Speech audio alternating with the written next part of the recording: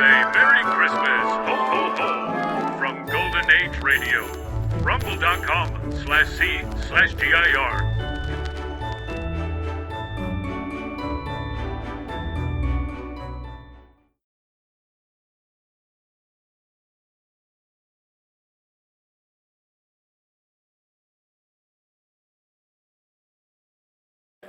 And they present as their special Christmas gift to you a heartwarming Yuletide adventure of the Shadow.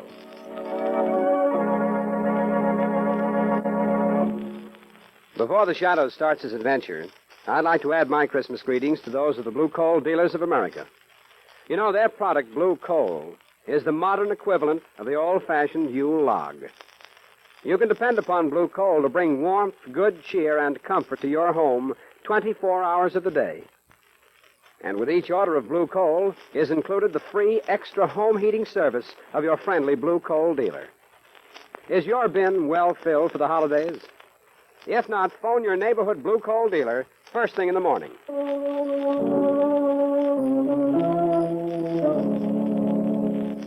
The Shadow, mysterious character who aids the forces of law and order, is in reality Lamont Cranston, wealthy young man about town. As the Shadow, Cranston is gifted with a hypnotic power to cloud men's minds so that they cannot see him. Cranston's friend and companion, the lovely Margot Lane, is the only person who knows to whom the voice of the invisible Shadow belongs. Today's drama, Joey's Christmas Story.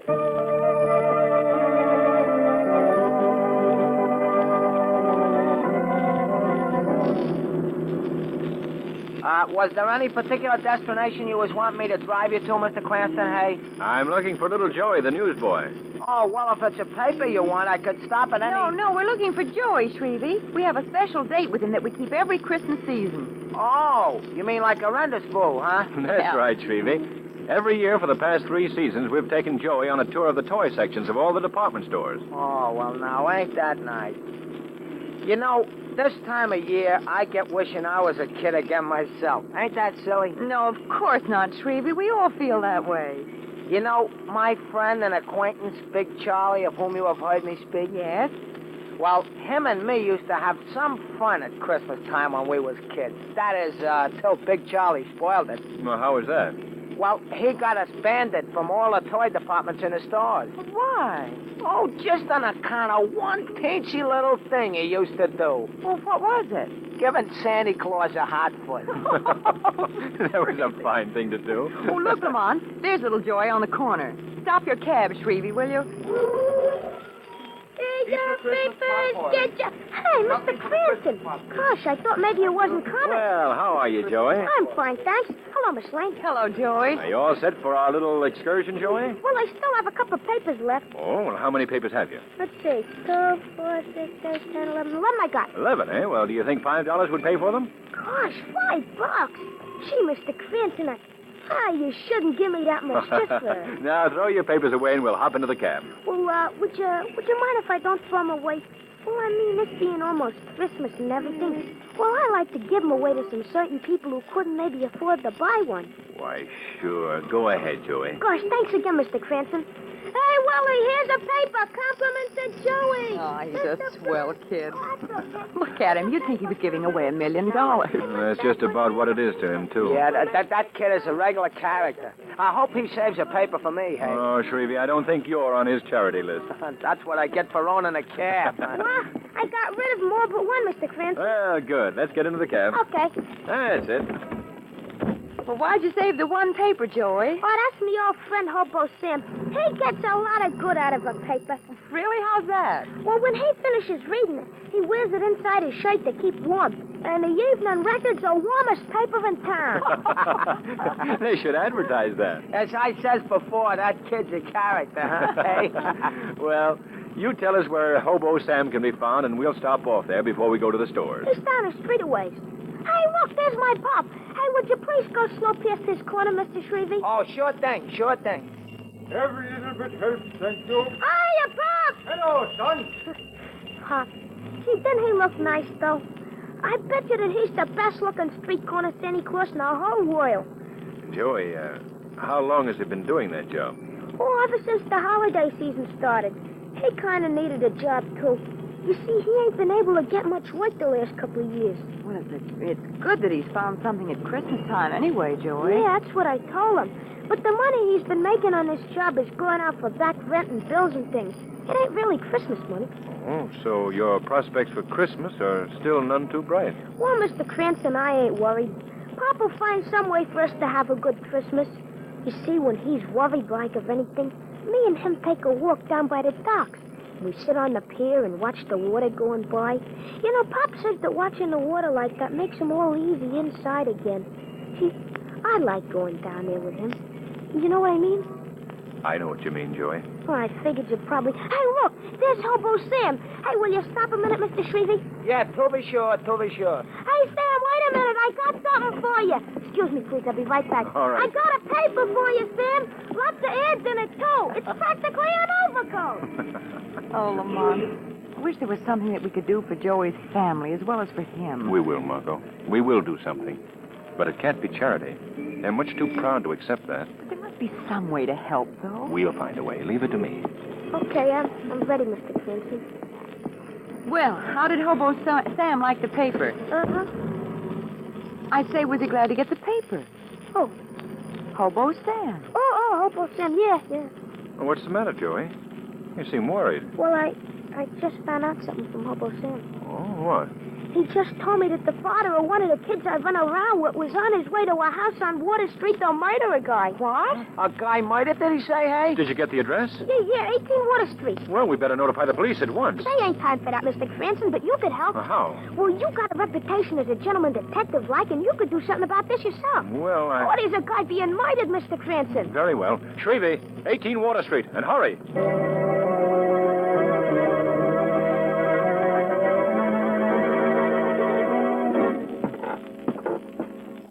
Are you sure you got the right address, Joey? This is just an old deserted warehouse. I know this is the right place, Miss Lane. A lot of the men come here to play cards and stuff. Well, we'll see what's in this room here. Come on. Lamont, look at this room. Yes. Furniture broken and strewn all over the room. Well, there's been a fight here, all right. Yeah, this must be the place. This must be it. Look, right there. Blood on the floor. Yes, I see it. No sign of a body, though. No sign of a body. No. Joey, what are you doing? Oh, just making notes in my notebook. I like to keep a record of how a detective works. This room looks as if a dozen men had staged a brawl here. Looks like doesn't. More notes, Joey? Yes, sir. I can't make head or tail of this thing. Dozens of clues and no evidence. Lamont, look here. What is it, Margot? Note, I found it on the floor. What does it say? Hurry to 19 West Street before another disaster occurs. Well, that's a mighty convenient message. They must have been expecting help. Come on. We're going to 19 West Street.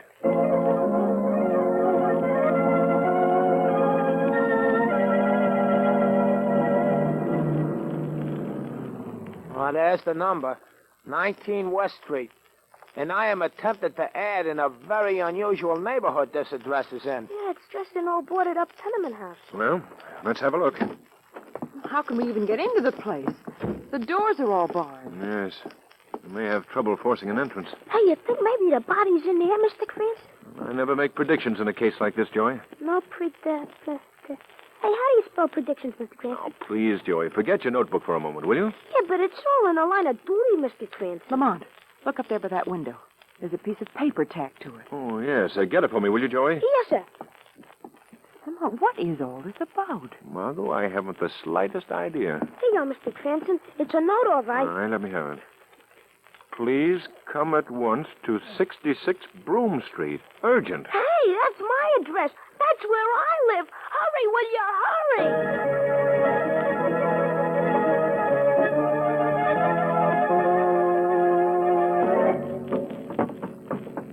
Our flat is right on this floor. Above here's a sort of a storage place, like kind of an attic. Oh, I suppose we better look up there. But, Joey, what are you doing home so early? Oh, hello, Mom. I'm working on something. Oh, again, Look, eh? Mom, please. This here is Miss Lane, Mr. Cranston. How do you do, Miss? How do you do? Did Pop get home yet? Well, you know he has another hour to work in the corner. And what are you up to now, young man? We think there's a dead man up in the attic. A dead man? Glory be to heaven. No, don't be alarmed, Mrs. McNulty.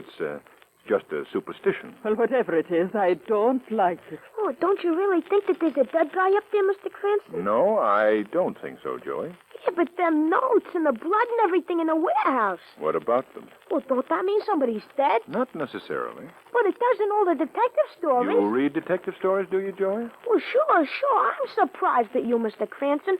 I always thought that when a detective saw blood and everything... But I'm not even sure it was blood. It was so blood. How do you know? How do I know? Didn't I cut my own finger? Aha, I suspected as much. Yeah, but wait a minute. What I meant to say was... Well, I mean... You mean you staged this whole thing just for our benefit, didn't you? Well, Joey, did you do that? Well, maybe I sort of did it that. What did he do? What are you up to now, young man? Just a little game that Joey played on us, Mrs. McNulty. A game that sort of backfired. Oh, gee. And I thought I had it planned so good. You did, Joey. You just made one mistake. Only what? What? Those notes were all in your own handwriting. The same handwriting you used in your notebook. What do you know? Am I a dope? What was that?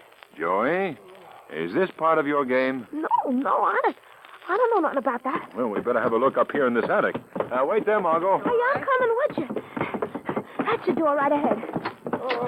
Gee, it's Mr. Murphy. Oh, he's been hit on the head. Say, that's a nasty wound. Who is he, Joey? Well, Mr. Murphy's sort of the rich guy here in the neighborhood. And he's the meanest and stingiest one, too. I see. What happened? What happened to you, sir? It's hit on the head. Well, who did it? I don't know. Blow came from behind.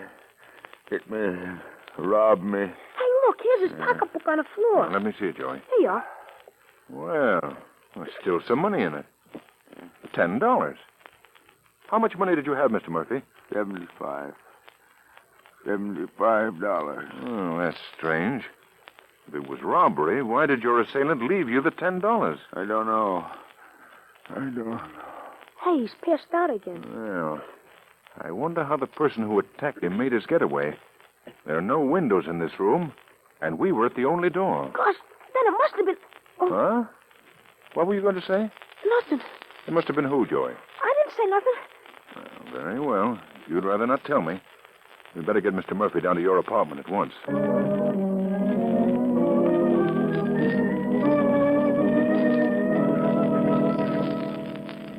Well, the wound isn't serious, but it might not be wise to move him until the doctor has had a chance to look him over. I'll phone for Dr. Collins right away. Oh, thank you very much, Mrs. McNulty. Thanks. Now, Margot, if you could get me some hot water, please. I didn't know you were home. Gee, Pop. I guess you were so busy cooking you didn't hear me come in. Oh, no, Pa. I'd have seen you. Hey, Pop, come on in here. Hello, son. What's going on here? It's Mr. Murphy. He got hit and robbed. Oh, well, no, that's too bad. Yeah, these are friends of mine, Pop. Miss Lane and Mr. Cranston. How do you do, Miss McNulty? How do you do? Mighty glad to know you folks. Well, I think we better be getting along, Joey. Yeah, I guess maybe you had. But let's make a date now to go to the stores tomorrow afternoon, shall we? Oh, sure, thanks. Goodbye, Joey. Miss McNulty. So long. Bye. What do you suppose happened to that man, Lamont? I'm not quite sure yet. There are several things that are obviously not on the up and up. Wait a minute. What do you mean? Well, first of all, why should the crook, whoever he was, leave $10 in the man's purse? Yes, I thought of that. And secondly, how did he make his escape from that loft? And why was little Joey so upset by it? He almost revealed something to me up there, and then he changed his mind. Why do you suppose Mr. McNulty acted so strangely? I'm just as curious about that as you are, Margot. I don't believe his story about coming into the house unnoticed. Tomorrow, Margot, we're going to stop at Mr. McNulty's corner and have a little talk with Santa Claus.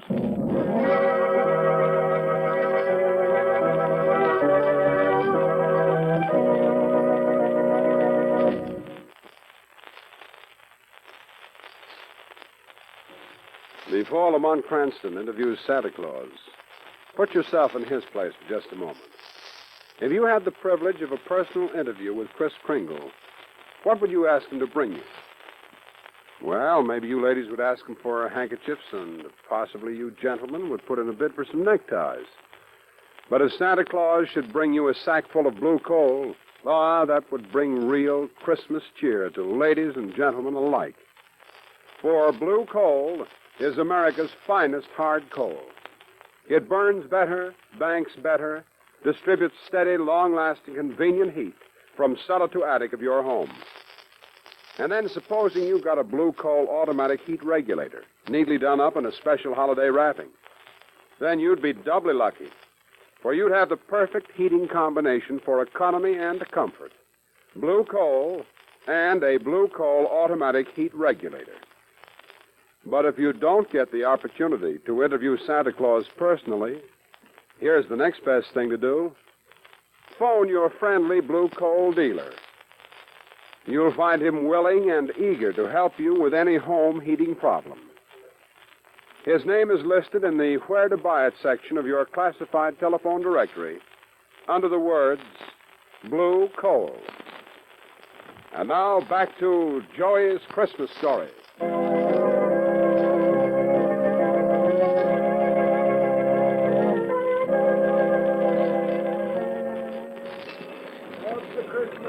Well, there he is, Margot.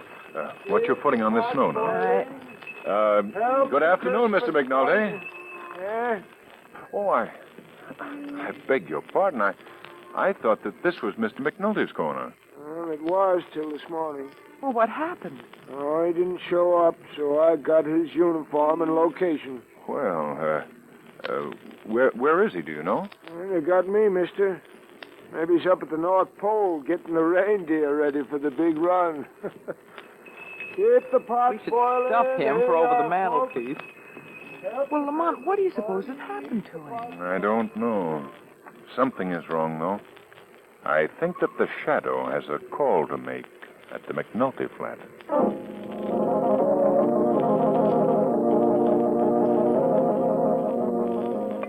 Now, let me see. Is that 2 cups of flour or 1 cup of flour? Oh, dear. Mrs. McNulty. Hey, who is that? Now, don't be alarmed, Mrs. McNulty. I've come here to talk to you. But where are you? Who are you? I'm called the Shadow. Don't try to find me. I'm standing right here beside you. But by my power, I've hypnotized your mind so that you cannot see me. I don't understand. What do you want of me? I've come here to help you. How? How? Where's your husband? I don't know. Please have confidence in me. He's in trouble, isn't he? Yes, Tim is in trouble. Is it about money? Yes. Oh, yes, you do know, don't you? Not the whole story. Oh, Tim's a good man, believe me. And what he done because, well, because of me and little Joey. Tell me about it, please. Well, last night, after the doctor come and took Mr. Murphy home, Tim made me a present of $65. Did you know where the money came from? No. I mean, I wasn't sure. I asked him about it. I asked him where he come upon such a sum of wealth, and he avoided my question. I see. All he could tell me was that this Christmas, Joey and I were going to have all the things he couldn't give us in the past. I understand, Mrs. McNulty. And this morning, after he went to work, I found this note from Tim sitting on the kitchen table. What does the note say? It says that he was the one that robbed Mr. Murphy. Oh, my Tim done that. My poor Tim. Did he explain why he did that? Oh, yes. That the money had been owed to him by Mr. Murphy for several years. He tried many times to collect it from him, but Mr. Murphy is, well, a kind of a stingy person, you see. So he chose that way of getting the money that was rightfully his. Yes, that was it. Oh, but he knew he'd done wrong in doing it that way. Tim knows that now. He knows that he'd acted in desperation, just for me and little Joey. That was the only reason. I believe that. It couldn't have been anything else. Now he's ashamed. He's ashamed most of all because little Joey knows he done it. You see, there's a back stairway from our flat to the attic, and Joey knows that. And he knew that his pop had used those stairs. Where do you think your husband's gone? Oh, if I only knew. Oh, but that isn't my only worry. What do you mean? I'm afraid little Joey's gone, too. Why? He said he'd be home by 2:00, and it's almost 6 now, and no sign of him. And about an hour ago, one of his little friends come by to find out where he was. He told me that Joey hadn't been on his corner all day. Now, Mrs. McNulty, don't worry, please. I give you my word. They'll return. And everything will turn out all right.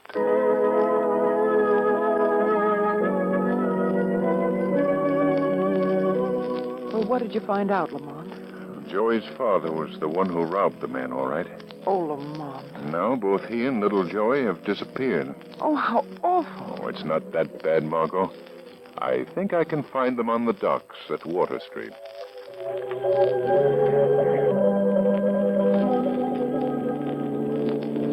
Gee, Pop, why'd you have to do that to Mr. Murphy? I don't know, son.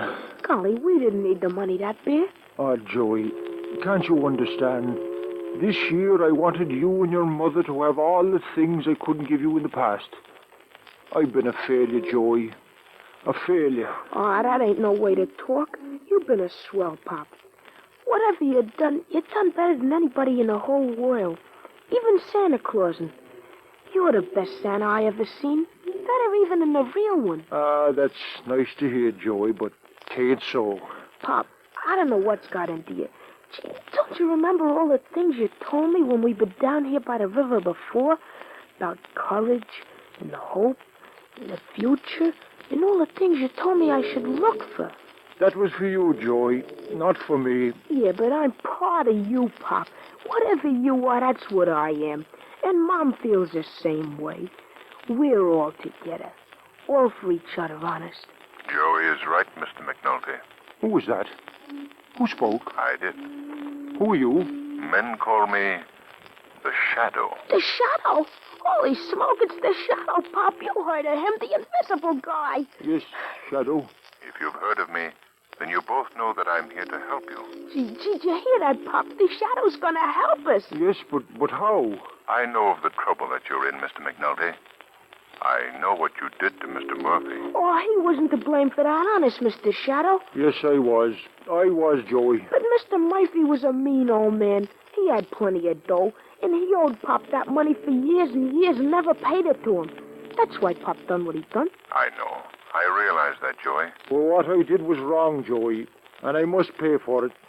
I'm going to tell my story to the police. Oh, no. I don't think that will be necessary, Mr. McNulty. There's another way, a better way. Well, what is it? I want you and young Joey to go to Mr. Murphy's house. Tell him what you've done. Oh, he'd send Pop to jail for life. Wait, now do as I say, please. I'll be there with you. I believe if you explain your reasons to him, honestly and sincerely, tell him why you did what you did to him, even as hard a man as Mr. Murphy will listen to reason on this night of nights, Christmas Eve.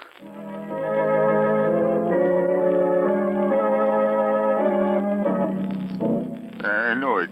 I had a feeling that you'd done this to me from the very beginning, McNulty. But I've come to ask your forgiveness, Mr. Murphy. Yeah. I've come here to ask you to understand why I did it. You robbed me. That was all. That's why you did it. But it was really Pop's money. Makes no difference. Turning you over to the police. We'll tell him it was Pop's money, too. Yeah, I'll never believe you. I'm the only one who knows about the debt. Remember that. That's where you're wrong, Mr. Murphy. You aren't the only one. Huh?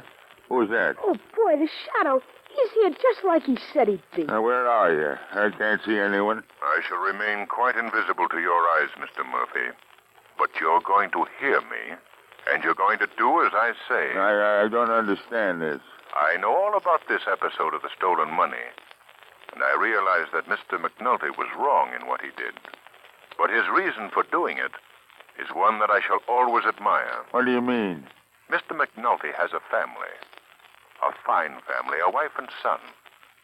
He loves them both very dearly. Things have not gone too well for that family for a long, long time. You wouldn't know what that means, Mr. Murphy. You can't realize how a man feels when he wants to give everything to his loved ones, and he has nothing to give. No, that doesn't justify... Wait, let me finish. He never bothered you for that money you owed him, although many times he needed it, very much. Then Christmas time approached. He asked you for the money, and you refused. That $65 meant the difference between happiness and despair to his wife and son. And what he did to you, he did for them. I see. Do you know what Christmas really means, Mr. Murphy? It's a time of forgiveness, of man's goodwill to man. You must know that feeling. You must show it by letting bygones be bygones between you and the McNultys. I see what you mean. I want whatever has stood between you to be forgotten. Tonight, that young boy is singing in the choir at the cathedral. I want you to join him and his family. Go with them to the church. Open your heart and your hand in forgiveness to them and all mankind.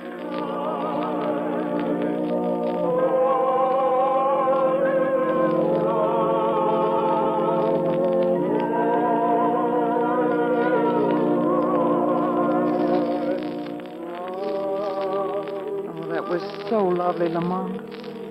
Church, a choir, everything. Yes, it was beautiful. Oh, look, Lamont. It's snowing again.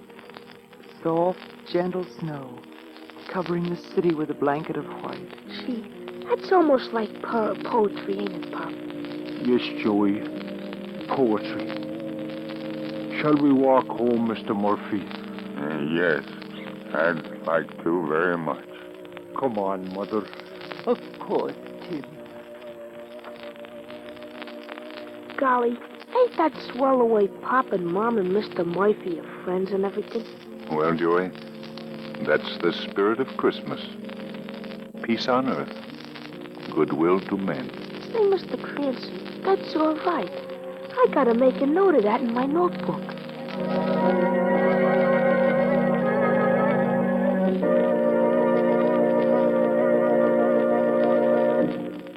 In just a moment, we'll hear once again from the Shadow. But now, a Christmas message from John Barclay, America's home heating expert.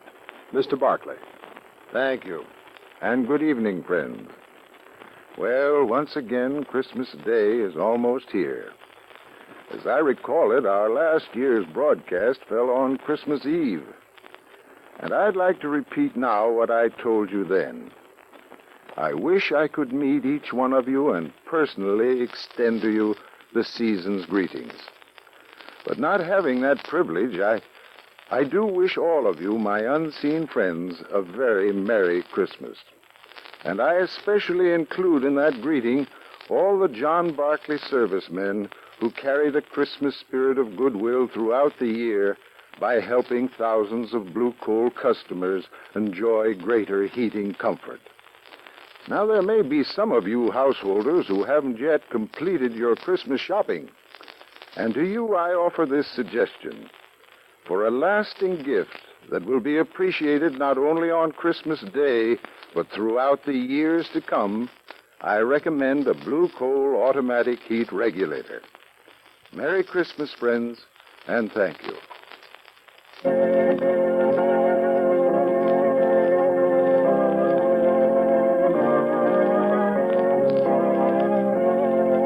Today's program is based on a story copyrighted by the Shadow magazine. The characters' names, places, and plot are fictitious. Any similarity to persons living or dead is purely coincidental. The weed of crime bears bitter fruit. Crime does not pay. The Shadow knows. Next week, same time, same station, the Blue Coal Dealers of America bring you an adventure of the Shadow chock full of thrills and dynamic dramatic action. So be sure to listen. And be sure to phone your friendly Blue Coal dealer for greater heating comfort at less cost. We wish you a very Merry Christmas on behalf of our entire cast.